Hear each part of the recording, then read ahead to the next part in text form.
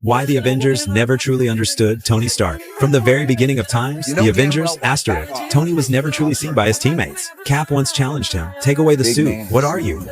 Take that off, what are you? Genius, billionaire, playboy, philanthropist. That question cut like a knife, striking at Tony's most vulnerable insecurity. In Steve's eyes, Tony was just a spoiled rich kid who relied on technology to play hero, someone who didn't understand sacrifice or responsibility. Yet when real crisis struck, it was Cap frantically calling for Tony over the comms, desperately needing backup. Stark, these things are still coming. I got a nuke coming in. It's going to blow in less than a minute. And it was that same selfish man who flew a nuke through a wormhole, a mortal facing death head-on to save the world. That battle saved everyone, but it also planted the seeds of trauma that would haunt him for 6 years. Yet nobody knew. Nobody asked if he had nightmares. Nobody cared if he was afraid. They just kept fighting, kept relying on him, but never tried to understand him. In time's Age of Ultron asterisk, Tony tried to prevent future catastrophes with his Iron Legion, only to be accused of warmongering by his own teammates. Even Banner turned against him. I don't want to hear the man was not meant to meddle medley.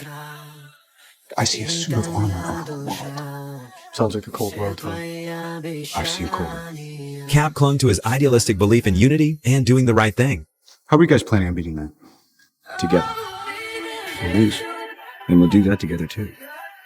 When Ultron truly spiraled out of control and everything went sideways, Thor stormed back to the compound and grabbed Tony by the throat in a rage. In that moment, Tony didn't fight back. He didn't defend himself. He just silently endured the anger and blame from his own teammates. That scene is heartbreaking, not because Tony was innocent, but because he'd already grown so used to being misunderstood. Yet when Ultron lifted that city into the sky, it was Tony who saved the day. He dove beneath the city and, together with Thor, stopped a catastrophic disaster. But even that couldn't earn him a simple thank you, or I get it. In time's Civil War asterisk, Tony chose to sign the Sokovia Accords, not to control anyone, but to give the team legitimacy and give the world accountability. Yet once again, he became the target of everyone's anger. The deepest cut came from Steve. When Tony discovered the truth about his parents' murder and broke down seeking justice, the man he considered a brother held him down. In that moment, Tony wasn't defeated by an enemy. He was betrayed by someone he trusted. His pain wasn't just about his parents' death. It was about being misunderstood, isolated, and abandoned all over again. In time's Infinity War asterisk, facing Thanos, Tony still charged to the front lines. His armor shattered,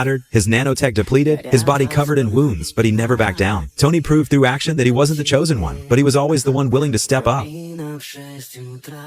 By time's endgame asterisk, Tony finally stopped staying silent. He ripped the arc reactor from his chest and threw it at Cap. In that moment, he wasn't venting anger. He was saying goodbye. Goodbye to a past where he was never understood. But even then, when the final choice arrived, he still chose sacrifice. For that 1 in 14 million chance, he snapped his fingers, completing his final redemption with his life. Only in that moment did the world finally understand Tony Stark was never the perfect warrior from the hero's handbook. He had fears, trauma, selfishness, and pride. But he always protected this world in his own way.